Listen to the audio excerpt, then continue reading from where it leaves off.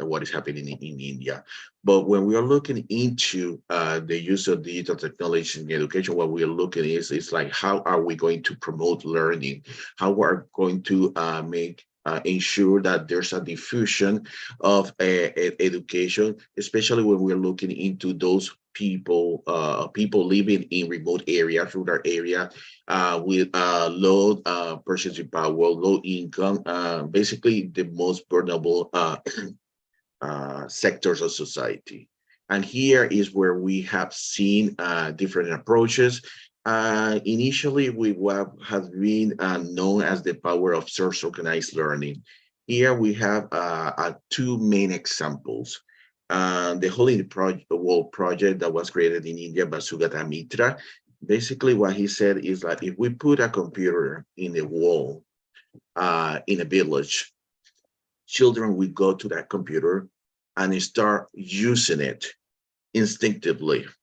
If they don't know the language, they will learn the language to start using that computer.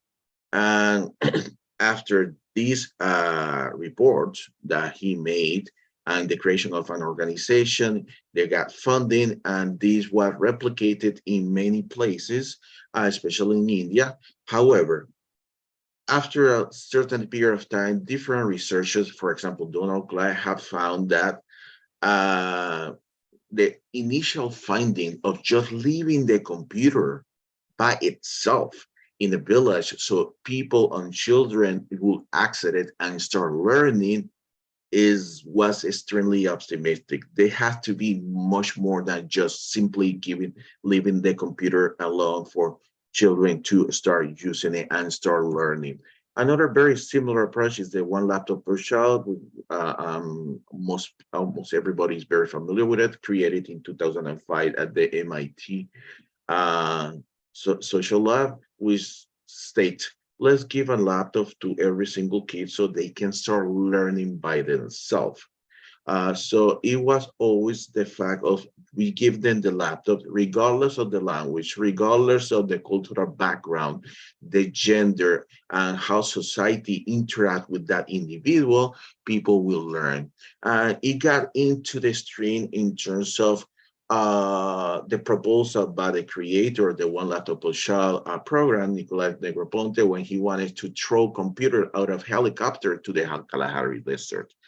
And it was an extremely popular program, the One Laptop Per Child. It was like, for example, here, after 16 years in 2021, these were some of the countries that included the One Laptop Per Child initiative, some sort of One Laptop Per Child initiatives in their country, which is just give the computer and magically the children learn. However, there was also the same problem that we saw in the Hollywood the wall. It's like by themselves, just giving a computer in what might be a foreign language for many of these kids didn't help. It was, as mentioned in different books by different authors, idealizing uh, what the young people or the youth of this country could do. Is like they are taking the digital entity just because they were born in the digital age. They were born with the knowledge of how to use digital technology, and we know that that is not true. If there are also a very interesting book, The Next Billion User by Payar Arora, that said that there were some overhyped expectation in these self-learning initiatives where they were expecting that if we go a tablet, a laptop, a computer to a low-income individual, their internet habits and the internet use is going to be completely different to what we have seen so far for internet users on urban areas or middle income or high income area. Uh, After her research, she said, this is completely wrong. Is Their habits are extremely similar. And actually, the low income individual use their devices and access to the internet to engage themselves and immerse themselves more into entertainment, gaming, social media and chat, and not so much for looking for education, looking for job opportunities. So there has to be a change in how we are going to be approaching provision of internet service to low income and remote areas. And just for an example, when we're looking into internet use on a global basis, we can see that the typical global user is not looking so much for education, is not looking for job opportunity on how to improve his life. It's mostly based in entertaining, social media, chatting, videos, or even e-business through Amazon. If we are looking into more specific picture in a country such as Colombia, we can see that the same trend continues. Entertainment and social media, same happens if we're looking into Vietnam. So there has to be something else besides giving a computer to a little kid, giving a computer to an adolescent, and expecting to learn. If we research published in Computers and Human Behavior says that even if we give a computer to small children and we don't supervise it, there's no adult supervision, it could be counterproductive. It could negatively impact how they relate to each other and how they evolve their emotions. So there has to be something more. So here is where I go to Uruguay's One Laptop Per Child initiative. So they started back in 2007. It started following the principle of the of the OLPC approach. However, after a 2013 study to do an audit of what was happening, they decided, okay, this needs to change. There has to be more involvement. So, and they start evolving that program to, okay, we need to ensure that teachers are really involved, but not only the teacher, the parents need to be involved, and the school needs to be the center of life. It's not going to be just giving a laptop so the kid should only understand. There has to be a logistical network in terms of maintenance of that laptop. There has to be software development. There has to be in place technical um, issues like, okay, how are we going to be updating that software? And that software needs to be segmented by gender, by age, by subject, and also by user. The user could be the teacher, the user could be the parent, the user could be the little kid. And also start expanding in terms of who is going to be learning, not only small children or secondary school children. We are going to be expanding this remote learning with complete interaction and supervision with teacher to other areas for nursing school, or how to involve elderly people as well in this ongoing learning process. The result during the COVID pandemic, Uruguay was practically the only country in the Americas that didn't have a disruption or the education system because the kids started learning from home. However, it was not okay, we shut down today, you start learning from home. They launched Save Out from Home, which basically was giving support to during the pandemic and the quarantine to everybody from parents to children, everybody involved to start giving psychological support, ensure that people could control their emotion during this isolation period.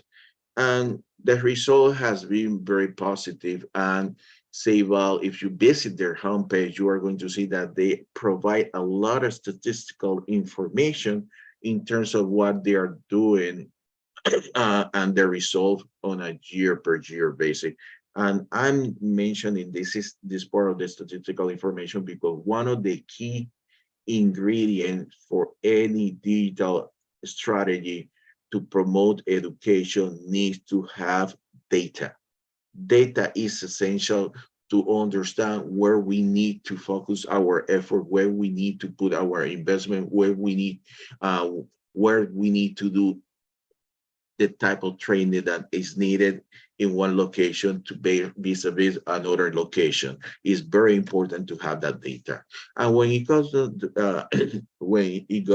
to data, I want to talk about the Global Knowledge Index. Just is another index. This is supported by the UNDP and the Mohammed bin Khalifa Al Maktoum Knowledge Foundation, based in Dubai. And what they are doing is they look into 7 different segments in a country. And in this 7 segment is, how do you generate knowledge? How do you diffuse that knowledge, and how do you appropriate that knowledge?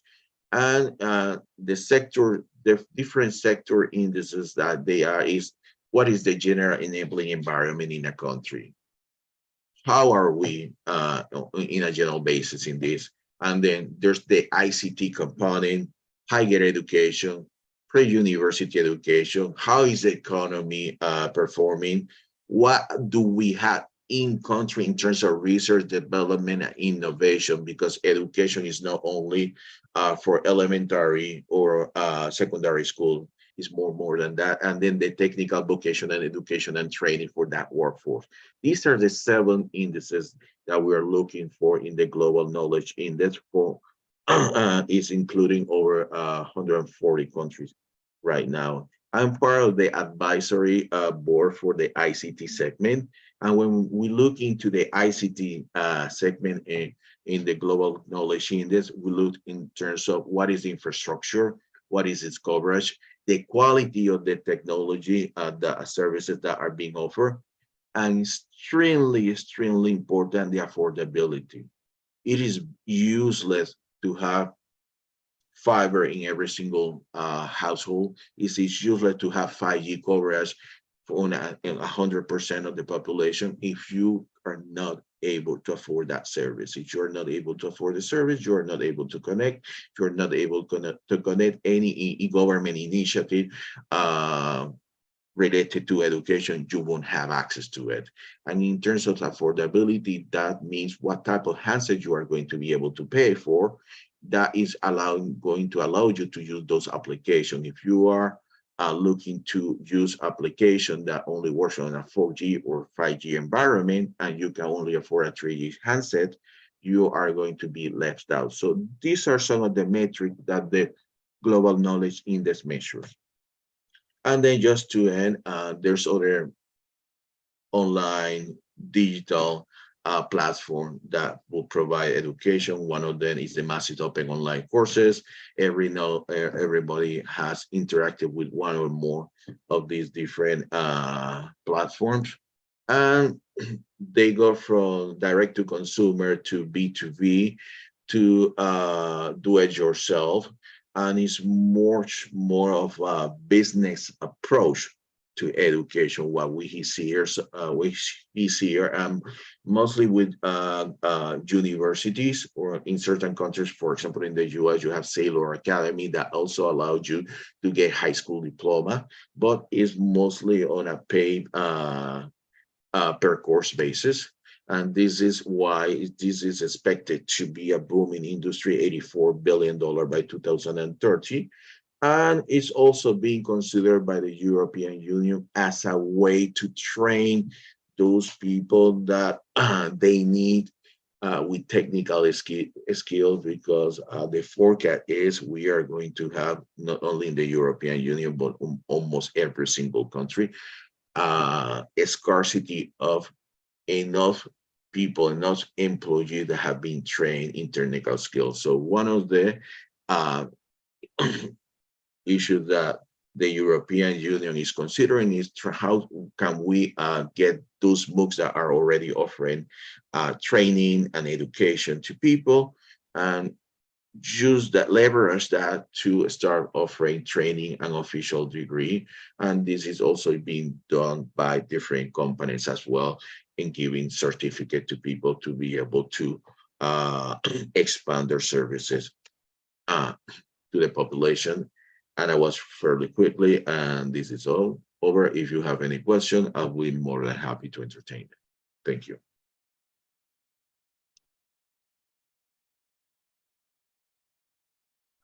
Thank you, Jose. That was excellent. And I am eager to get into the question and answer session. I had many myself and really enjoyed your talk. But before we do that, we will move on to our second speaker, Ms. Salma Khalife. Salma has many years of experience in telecoms and digital rollouts at a national level. She will be telling us today about the current situation in Mexico and other countries she has worked in, and how she and colleagues at the think tank Centro Mexico Digital are contributing to improving access to technology and to education. Salma is Mexico's former telecom minister with more than 15 years working on the use of technology in education. She has deep knowledge of telecommunication and broadcasting policy and regulation, with 35 years of experience as an information and communication technology consultant in Latin America, Europe, and the Asia-Pacific region. She is currently president of Centro Mexico Digital, a think tank that produces public goods for people-centered digital transformation. CMD has been publishing the State Digital Development Index of Mexico for 2 years, a statistical instrument that has become a reference to measure the digital development of the 32 states of the country for decision makers. She is also a professor of digital transformation and is taking a master's degree in computer security at the Universidad Iberoamericana. And finally, she's a startup mentor at Unreasonable. Welcome, Salma. Thank you, Kevin. Thank you, Defi at Cambridge for this organization of this seminar. It is really, and I'm so enthusiastic to share with you what we have been doing in Mexico and the collaboration we have had in the past years with the Latin American region, but not only with them, also with the rest of the world, and I will let you know why. I'm going to start sharing my presentation. Let me.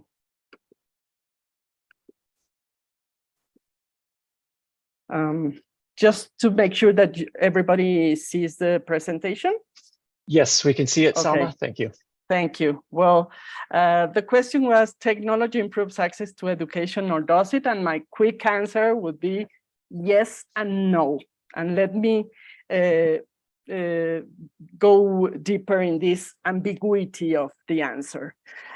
First of all, I would say yes, technology improves access to education because it raises creativity and refined thinking, provides local, regional, and global connectivity, but most of all, it raises awareness of our cultural exchange and also grants access to resource and information at a click.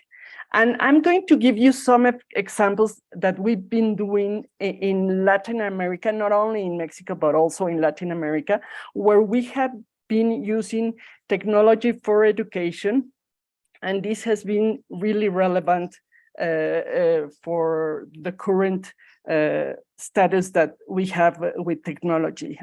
These were the basis to have collaboration, not only within our national countries, but also with the rest of the world. You see in the middle, in 1990, a big network was created, and this was a result because internet had become commercial. But the academic sector wanted to continue to do research and continue to improve educational services and technologies. So they decided to create a separate network. It was a private network.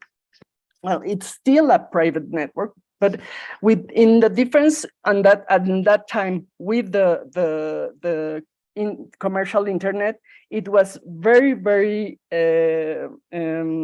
high-speed network, and it provided, for example, researchers throughout the world to do research locally, but to collaborate globally. So with these networks, and you can see in the picture that GEANT is the regional network for Europe, Internet2 is the network in the US, and you see a lot of cables running through Latin America. This is the regional network for Latin America, which is Red Clara. So we connected all the research centers and universities, and they started collaborating in different topics of study to resolve problems regionally and globally. But we also created in 2012, there was an initiative that was really interesting because, you know, resources are really relevant. Jose has told you that data is relevant to understand how we're moving in communication. Well, we decided to get together 9 countries in Latin America and try to build a digital repository of all the scientific production that we had that doesn't go to an arbiter, like the articles that are research articles that are arbitered in different reviews. This was all the research technology information that was produced by undergraduate students' thesis, graduate students' thesis, and all the articles that were produced in preprint. So it's called now La Referencia. You will see it and you can check it in the website. It's a federated repository. That means that each country is responsible for providing the information in a database. You see down REMERI. REMERI is the national network for the national node for this repository. And we provided the proper technology so we could send to La Referencia all the articles in order to, if you want to access this database and get information on what are they doing in artificial intelligence and education in Latin America, you can get the information from 11 countries already. So these resources are really relevant for education, but we build them collaboratively,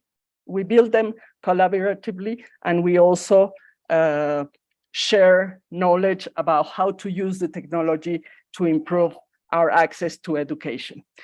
On the other hand, in 2015, in Mexico, there was a creation of a group. It is called Redlate Mexico. This group is a group of interdisciplinary researchers that are looking into technology and education. And they are building committees and interacting with each other in order to respond to the needs that are currently going on in Mexico. As a public policy maker, I also wanted to know where were the deficiencies of communications in Mexico. You see the map of Mexico in the left side.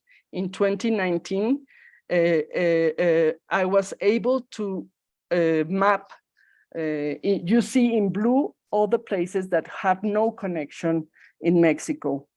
And in the right side, you see a graph where it says how dispersed are the locations in Mexico located in our country.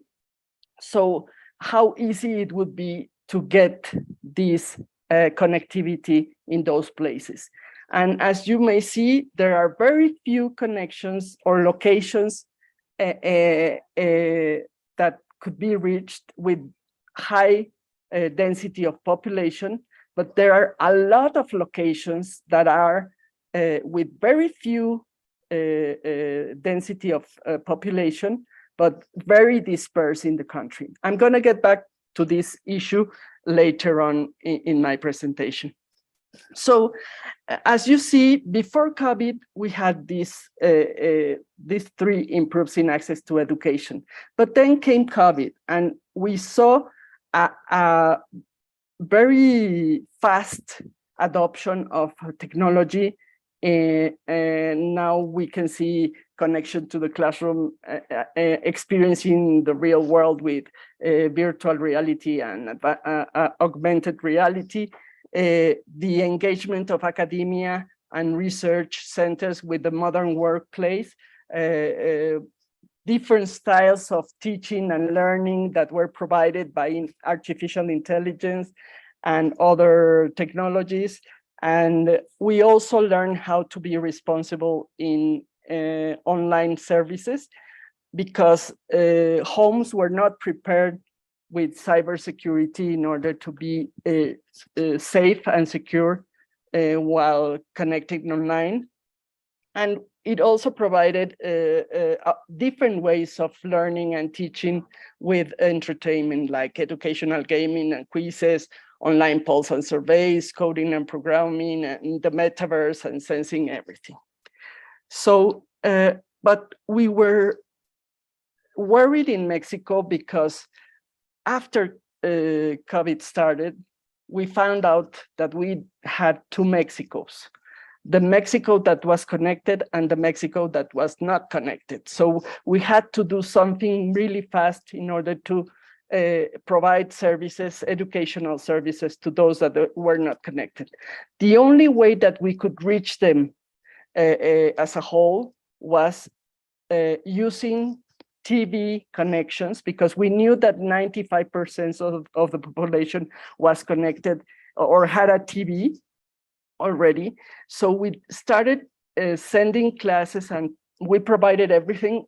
Fortunately, we had a satellite connection, a Mexican satellite that we could use and rearrange to connect all the courses from elementary, high school, and other services to the children, and that is why we could start with them. But that was a unidirectional service, so we had to do something else. So we created this Edutradi, which is a group, already again an interdisciplinary group that was building upon their experience, because most of the organizations that were here already had an experience in virtual education. So we got that together. First, I got them together as a Vice Minister of Communications, but then I moved to the Centro México Digital, and I continued this project with them. So we did an agenda in order to get things going in different ways for education, like a new model for education that would include a hybrid education, not only the physical education, but also the virtual education. We had to move and understand how we could innovate in education. We needed to have a group learning on the resources and the information and the services, the digital services that we needed to have in this education process, and which cooperation do we need nationally and internationally to get the best practices from the rest of the world. We also had to deal with norms and laws if we needed to change them or adapt them to the new reality, and also try to contact with with the telecom sector that was the one who was building the infrastructure. We also created a group on quality on education, and another group that was related to the teachers or to the people, to the professors in the universities, that will give us an inclusive and education and cultural, digital culture. So we also, there was another thing that happened during COVID. I mentioned it before. It was the problem of security in the homes. So we created another group with other specialists in education and technologies, but security in technologies. And with the participation of them, we decided to create a project to understand and take action on cybersecurity challenges for education.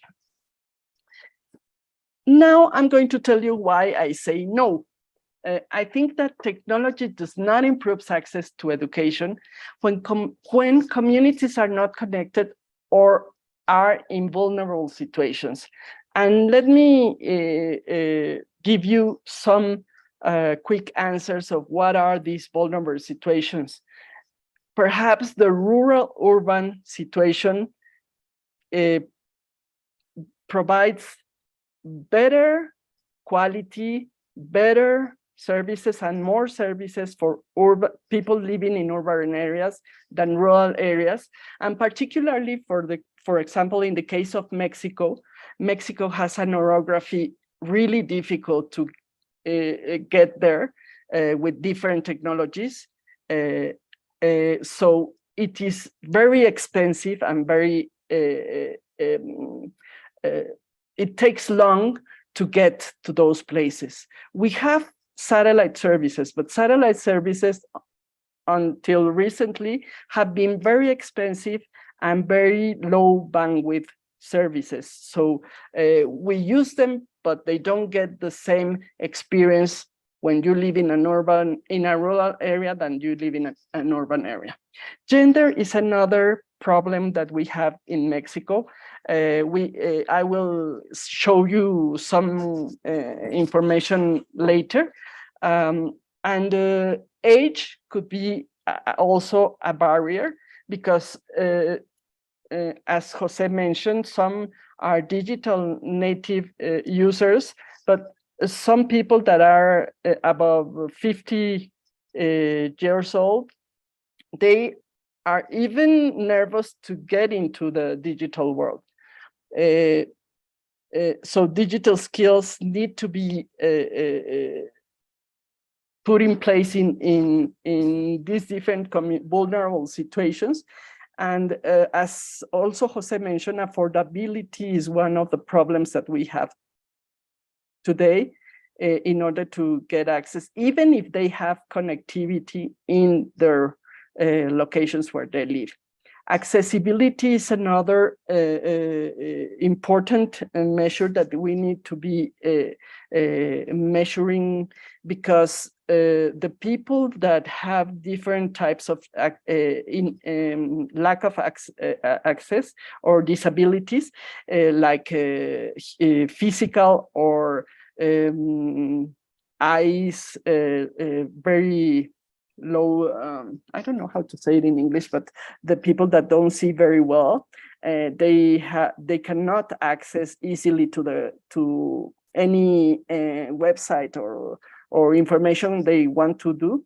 And also in the case of Mexico, we also have illiteracy. We still have some groups that do not know how to read or write. The second reason why I say no, it's because it fails to understand social values. We were talking about those young children that even if they don't speak English, they can use technology, but there's a difficulty in the adoption of technology if those are elder persons and they do not speak English. This could be a problem for them to connect with the online world. And for example, we have in Mexico around 68 indigenous communities, and they have a variability of languages that reaches up to 364 languages, different languages or variations of the original language. So, and most of them have not a written transcription. So sometimes you cannot even communicate in the online, the information, unless you use videos. Okay, so there could be some barriers to understand these values for these communities.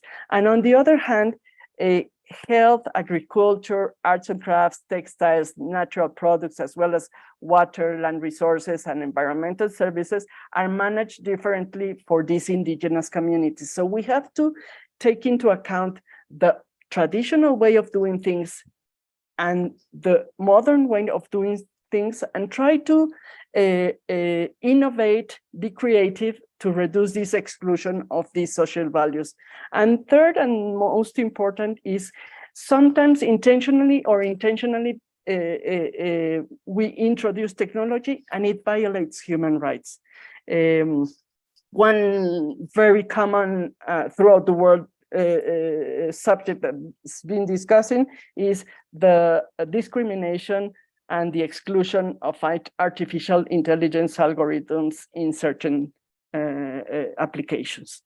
So in Centro México Digital, and I'm going to finish with several slides that I want to show you, we have been, this is the third year, developing an index. It's a subnational index. Why we went to the level of subnational, that means the states, not the country as a whole. It's because we have differences in all the regions. And if you don't measure, you can improve it. This is a premise that was stated by Lord Kelvin a long time ago, but we believe in it, and we feel that if we provide information for the decision makers, no matter if they are the government, the academia, the industry, or the civil associations, they will do better jobs to increase the access to education. So what we did in this index is a compound index. Is we combine the infrastructure that we have, the digital skills of the population, and the adoption and innovation on technology by the enterprises in order to understand how the 32 states are moving forward. So you can access this information in the website. This is the website, and all the information is open information, so you can reuse the information, and we have like an information card by state. But let me focus particularly on education and what we are measuring. For example, one indicator is cyberbullying, because cyberbullying is one of the reasons why many youngs or children do not want to go into online services. So we see here that there's a big percentage of cyberbullying in our different states. So we need to do something in order to avoid having this type of results. In the case of internet use in education, Jose also mentioned this issue that most of the people are using it for entertainment rather than for education. And so we're measuring in each state, and we haven't reached even half of the population to be using it as a tool for education. So it is where the Ministry of Education and the Ministry of Communications will need to get together and do something about it. And finally, graduates in STEM programs, we have very few graduates in all our states related to these areas. And what is more critical is that only 30% of these graduates are women. So we are looking into different programs, collaborating with the industry, collaborating with the academia in order to increase the number of women participated in this program. With this, I finish my presentation, but I'm able to answer questions and that you will have in the next few minutes. Thank you very much.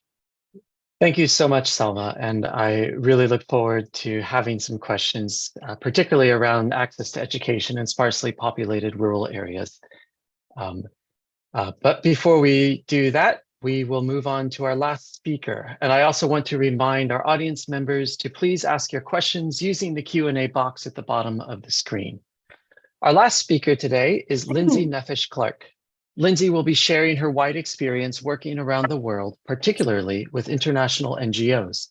Her focus is on girls' and women's access to technology and how this can promote their empowerment around the world.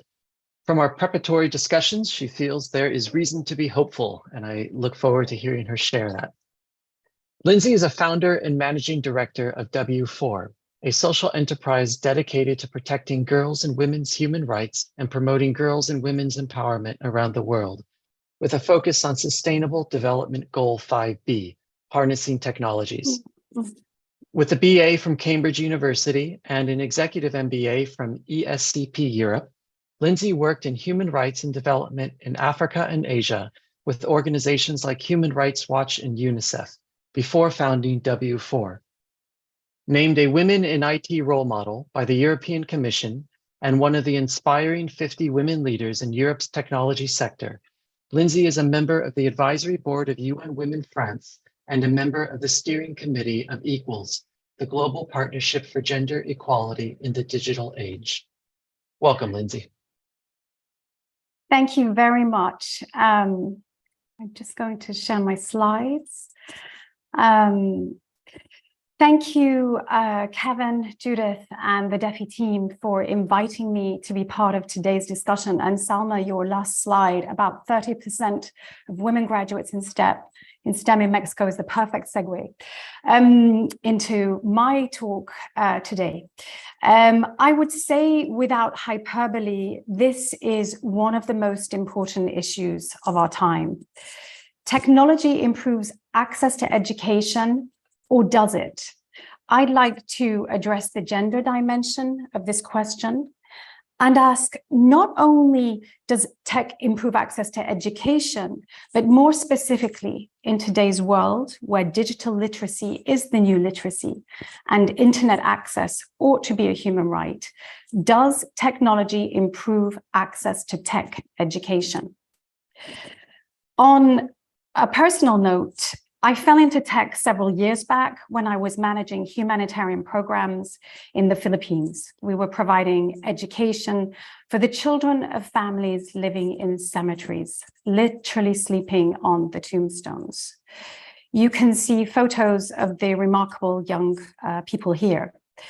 I saw how digital access could be a lifeline. And the experience also drove home to me the fact that digital access and skills, digital skills, are indispensable for safe, formal employment. It was a humbling experience, and it galvanized my evolution into an evangelist for ICT for development and ed tech. Time and time again, I've witnessed how tech can improve access for girls and women to education, information, resources, networks, employment, and entrepreneurship opportunities, opening up all manner of life-enhancing, even life-saving resources.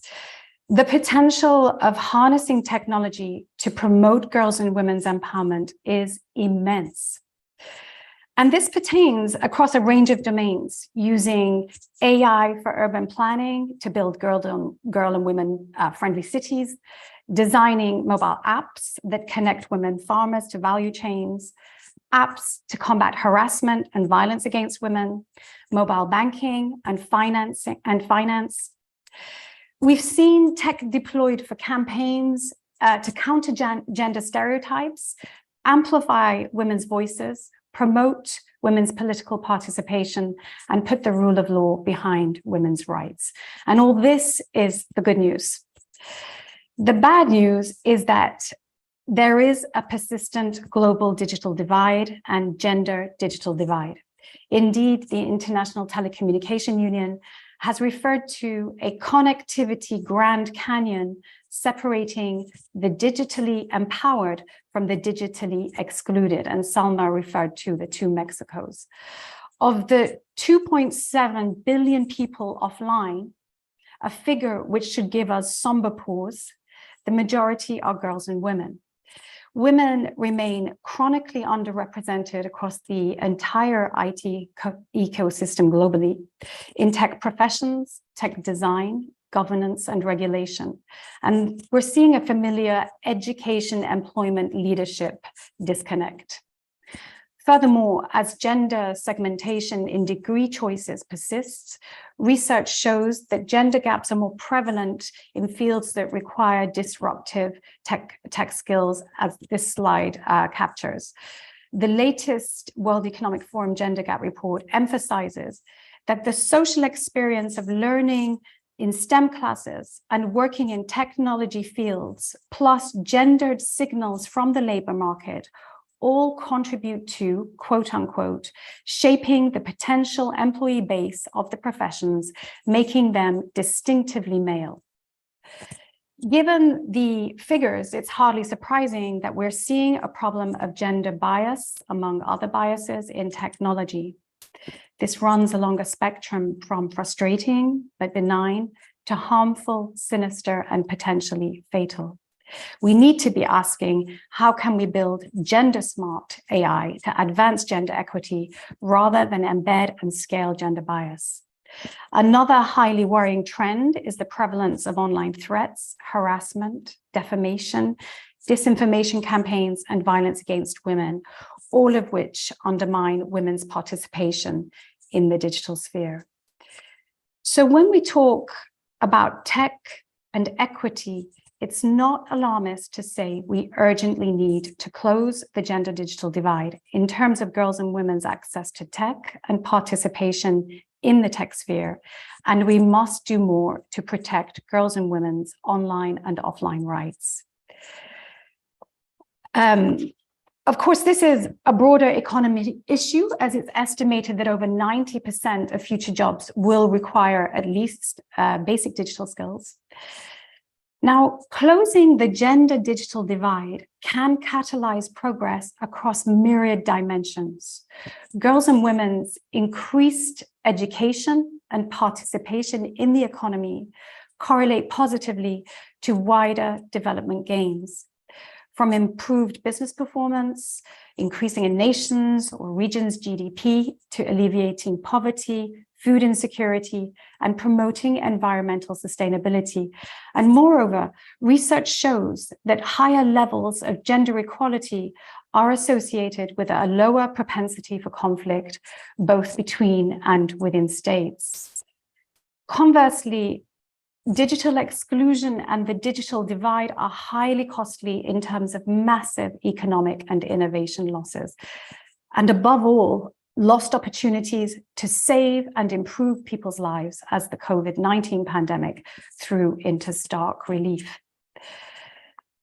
Here in Europe, there's a gaping gender digital divide with a costly supply-demand mismatch in ICT skilled professionals. Jose was talking about this earlier. While over 50% of companies report that they're struggling to find ICT professionals. As part of the Digital Europe strategy, and as Europe seeks to drive an integrated green digital transition, the EU is pursuing a strategy to draw more women into the sector. Closing the gender gap in tech could add billions to annual GDP in Europe. These figures make clear that tech access is necessary, but not sufficient to improve girls' and women's access to education and tech education. And so the question is, why not? Girls and women face multiple interrelated barriers that impede their access to tech and their equal participation in the tech sphere. There are many normative barriers holding girls and women back, which cannot be addressed by technology alone. Indeed, can we really call it access without gender inclusive policies that promote actual, meaningful, safe access and use? We need transformative actions to eliminate these barriers, to ensure access to affordable infrastructure, to provide digital skills fit for employment, to protect online rights, and also, importantly, to address biased, limiting, and harmful socio-cultural norms. This diagram from UNESCO's report, Cracking the Code, shows the need for interventions that apply a gender lens at all levels, so in external and internal pipelines. And this requires mobilizing all stakeholders, beginning locally with families, educators, and schools, through to government and the corporate sector, if we really want to create a truly enabling ecosystem. We need strong cross-sector, multi-stakeholder cooperation, and both a top-down and a bottom-up approach to really achieve impact. Requisite actions range from mainstreaming gender into digital policymaking, upgrading digital skills education, and developing curricular and pedagogical methods that are gender responsive, to ensuring that girls engage with STEM and tech very early on to strengthen girls' and women's self-confidence and self-efficacy, as girls tend to opt out of STEM and tech at an early age. It also requires regulatory frameworks and legislation that is enforced, as well as citizen education to protect online rights. Many promising high-level initiatives and multi-stakeholder partnerships exist, and I've included some on this slide, but we need to act urgently to achieve universal, meaningful connectivity and close the digital divide if we're to meet the SDGs by 2030. Now, as you may know, the focus of UN Women this year is precisely digital, innovation and technology for gender equality. And it's one of the key action coalitions of the Generation Equality Forum's 5-year Global Acceleration Plan for Gender Equality. In Europe, it was encouraging to see the introduction of the EU's Women in Digital Scoreboard, which monitors women's participation in the digital economy, including a declaration on an inclusive company culture. With regard to the issues of online human rights and tech governance, there's the promise of the UN Secretary General's roadmap, the EU's digital compass, and the EU's AI legislation and other initiatives. Of course, we must deliver on these commitments. My organization, W4, is a proud member of Equals, the global partnership for gender equality in the digital age, co-founded by the International Telecommunication Union, UN Women, GSMA, the International Trade Center, and UN University. Within the framework of Equals, W4 is a co-founder alongside the ITU, GSMA, and EY of a global initiative called Her Digital Skills, which, and we've been working with Jose on this, which provides girls and women with access to gender transformative digital skills education. We've designed a learner pathway that addresses some of the barriers that girls and women face, and particularly factors that incline them to self-select out of tech studies and careers. We've developed hands-on experiential tech training workshops on topics ranging from e-commerce to coding to AI, which we combine with testimonials from tech professionals to engage girls and women in tech and to enable them to learn about the vast employment opportunities made possible by tech. And above all, to help boost their self-confidence and their inclination to explore tech as a study and career option. We've systematically included cyber safety training. We've sought to bridge the educational sector and the world of employment through an innovative AI-assisted e-mentoring program, which matches young women aspiring to tech careers with established professionals from the mobile and tech sectors. And we've developed curricula that combine tech skills and key indispensable soft skills. To date, close to 50,000 girls and women across over 30 countries have benefited from the program. We're monitoring impact, and we're seeing consistently promising results with a statistically significant increase in girls and women's self-efficacy, self-confidence, and inclination to pursue tech studies and/or careers. Perhaps the most important value added of the Her Digital Skills Initiative is that we're trying to develop a framework for gender transformative digital skills education, which we can abbreviate as GTDSE. It starts with defining what GTDSE is or could be, Today, there's no common official definition. With other stakeholders, we're asking ourselves the questions you can see on this slide, and perhaps members of the audience are working on these topics. The central question is, how can we shift towards digital skills education that we can call meaningfully gender transformative? And we've been looking in particular at pedagogical frameworks, approaches, and content. There are myriad existing digital competence frameworks, and this slide shows the mapping of many of them by the DQ Institute. Because when we ask about access to technology, improving education for girls and women, we should ask about accessibility through not only physical access and skills development, but also through design that is girl and women centered, that responds to the needs of girls and women in all their diversity, addressing intersectionality, language barriers, structural barriers, risks, and social norms.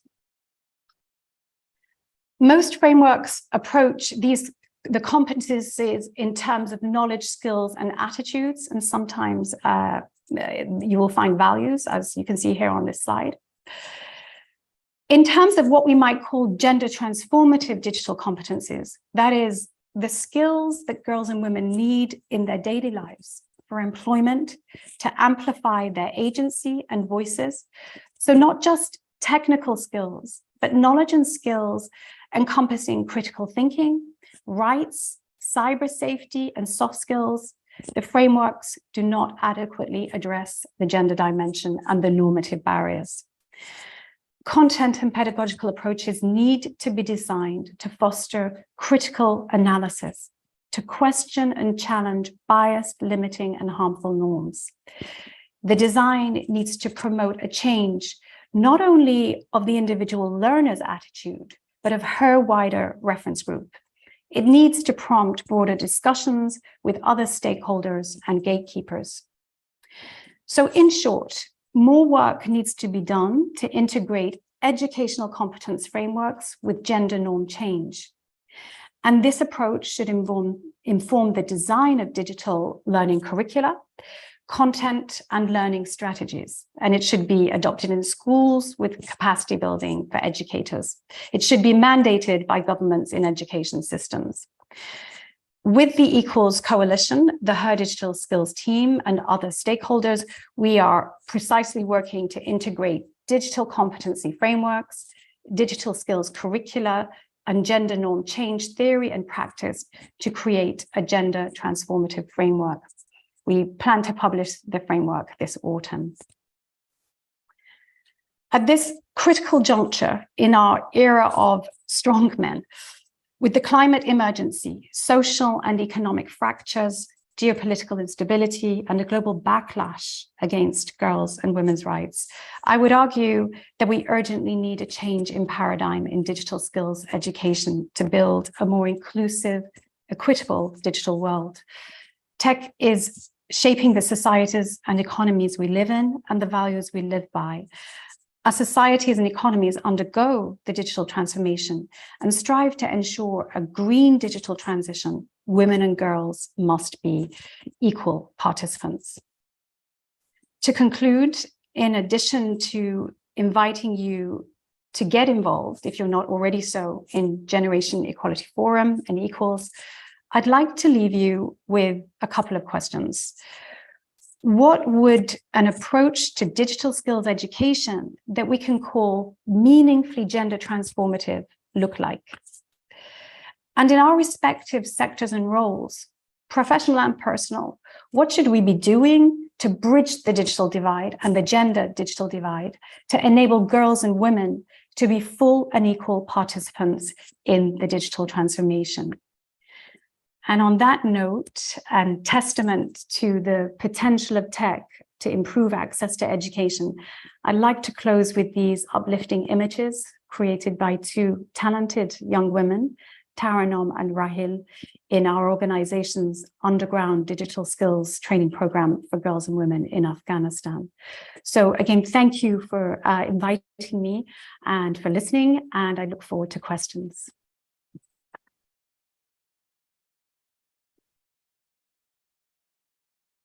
Thank you very much, Lindsay. And I would like all of our panelists to be able to turn on your camera and your microphone, and we have time for a couple of questions before we must conclude today. The first question I want to ask is for all of you.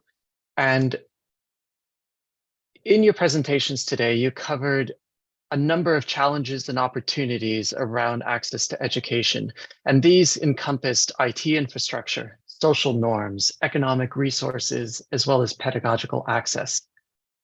So I would like to give all of you a theoretical magic wand for the next couple of minutes and ask you what's one key practical step or change you would make in order to expand access to education in these marginalized communities that were discussed today.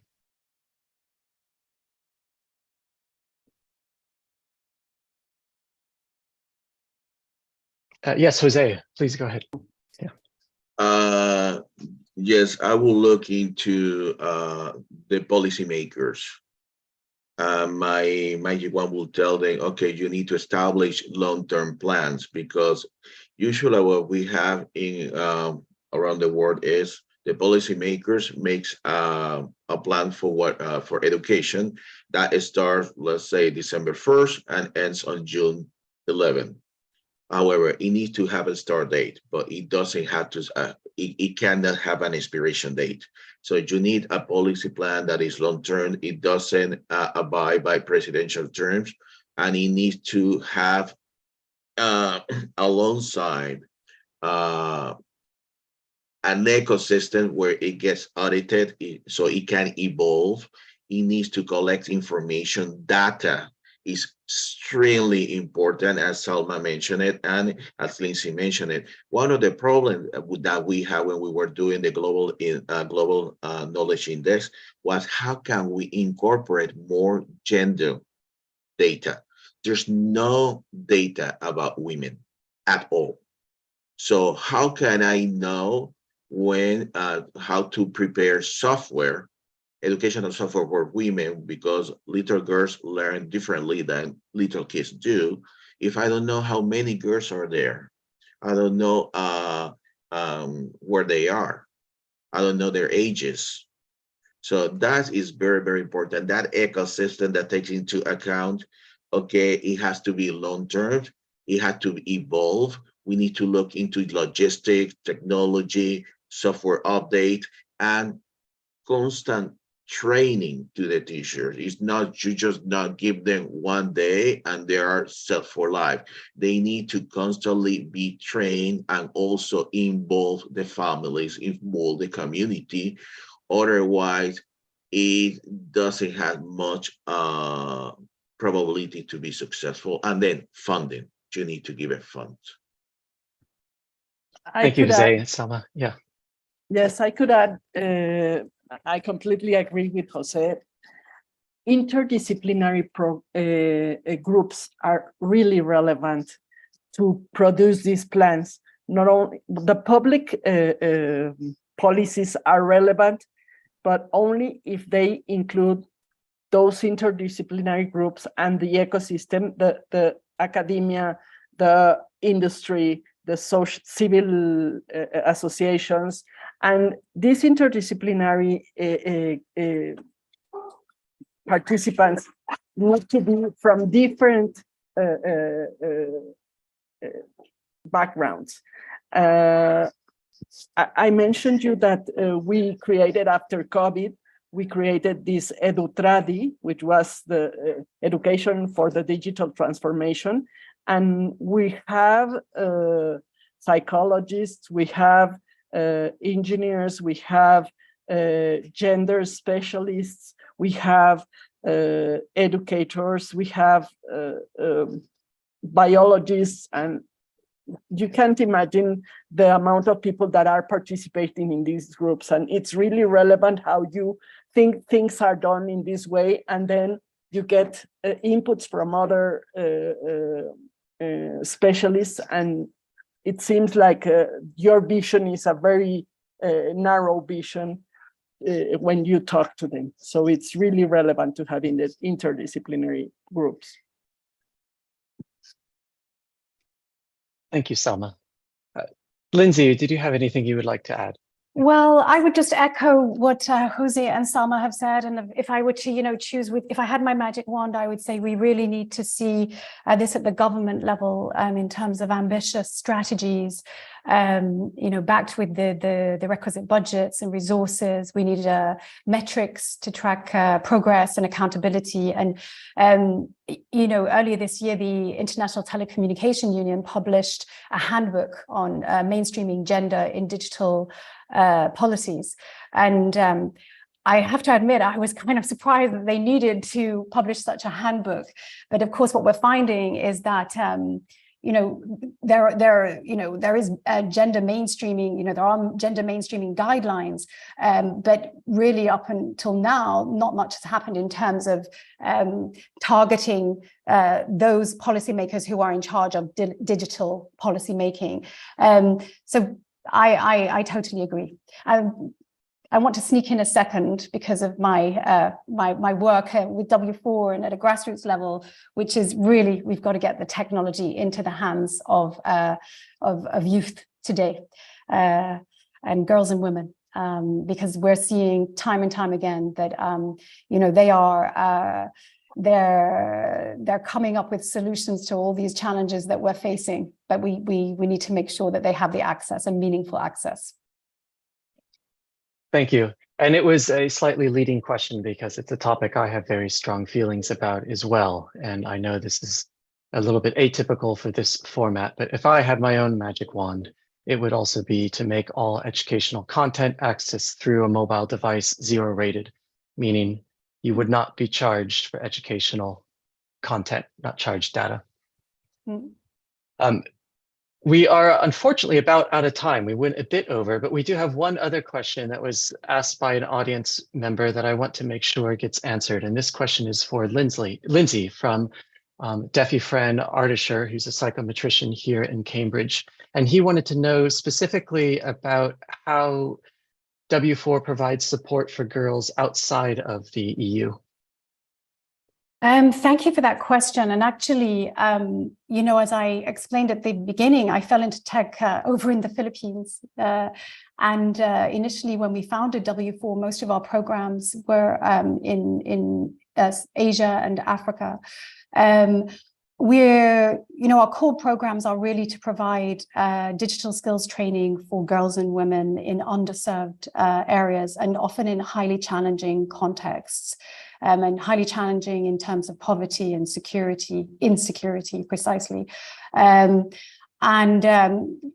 ranging from digital literacy programs right the way through to specialized advanced IT programs, IT skills programs, to facilitate women's access to formal employment.